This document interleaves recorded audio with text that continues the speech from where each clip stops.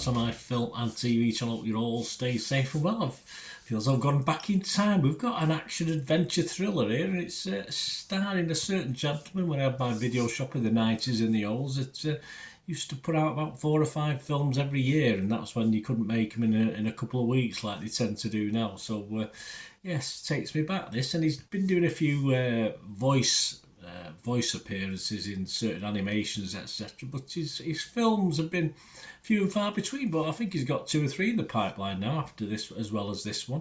So we're going to look at a guy that you'll know very well, Jean-Claude Van Damme, and we're going to look at his latest release, Darkness of Man. It's a 15 certificate, as you'd expect, lots of fights and violence and a bit of blood and gore thrown in. 105 minutes, we'll talk about that in a minute. Written, directed and co-produced by James Cullen Brasek. It stars Jean-Claude Van Damme himself, of course, Kristanna Loken, Emerson Mintz, Spencer Breslin, Sticky Fingers, there's a great name, Sticky Fingers, and Shannon Doherty. There you go. So, yes, I think we've gone back in time.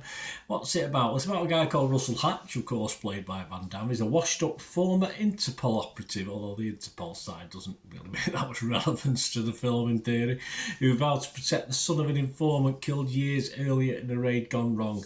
When merciless street gangs start an all-out turf war and the kid is caught in the middle, Hatch will stop at nothing to keep him safe and fight anyone who gets in his way. That's even at his age.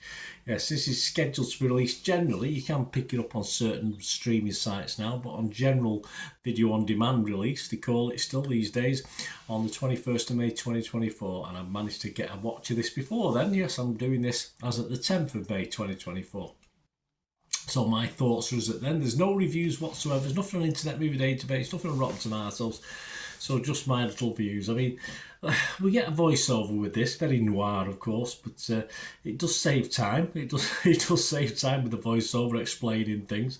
But they still managed to stretch this to about 105 minutes and probably about 95-100 minute runtime. So what's wrong? What's wrong with a nice punchy 80 minutes or so? Why do we have to have it so long? That's the first question I have to ask.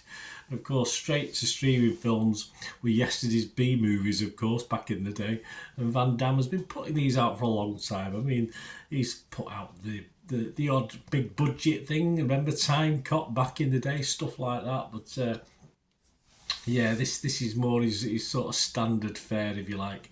And of course, his output, as I said, has been recently not very good. When an actor disappears, you think there's something wrong, don't you? And you think, but of course, it's nice to see him back in reasonable fettle. Van Damme fans, I think, will soak this up to varying degrees. The rest of us, perhaps not so much. But it is well put together, as you'd expect from a veteran director of these sort of films. Surviving the Game, remember that one? That was Arnie. Was that Arnie, I think, back in the day?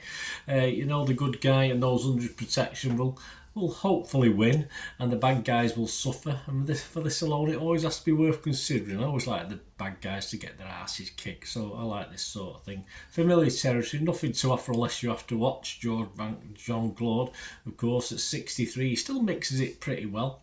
Perhaps not as often as he would have done in the past, or as fast as he perhaps would have done 30 years ago.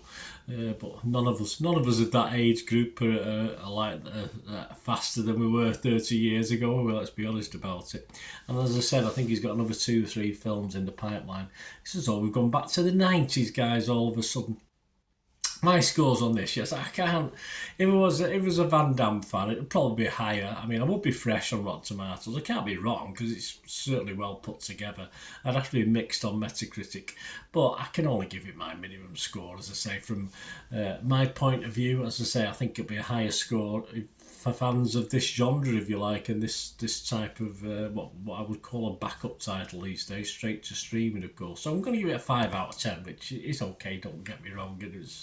I could check my phone and do other bits and pieces while I was watching it. It's not too overly complicated. So if you get to watch this Let us know what you think, and please, if you can, subscribe to the channel if you've not already done so. Give us a like as well, guys, that'd be much appreciated. And of course, if you check through the site, you will see some stuff on my football team, Manchester City, as well. So if that's of any interest, or you know somebody who might be interested, give them a kick in my direction, as well as all this film and film reviews. I do TV series reviews, information vlogs, lots of different things as well as that. So if it's just film and TV you're interested in, fantastic. And if you've any interest in sponsoring or supporting the channel in any way, always grateful. I'm willing to give shout outs to organisations or individuals as well for certain circumstances. So get in touch. I'm on Facebook, Bernard Deneen. I'm on X. I'm getting used to saying X now instead of Twitter. X and TikTok, same address, at Bernard_Deneen, and of course my email will be up there as well. So get in touch with you, anything you want to know, or anything you want to find out, or as I say, if you want to hit me up for some sponsorship, stuff like that, it'd be great to hear from you. There you go, guys. Until we meet again, that's one thing, don't I? Please stay safe, everyone. Bye for now.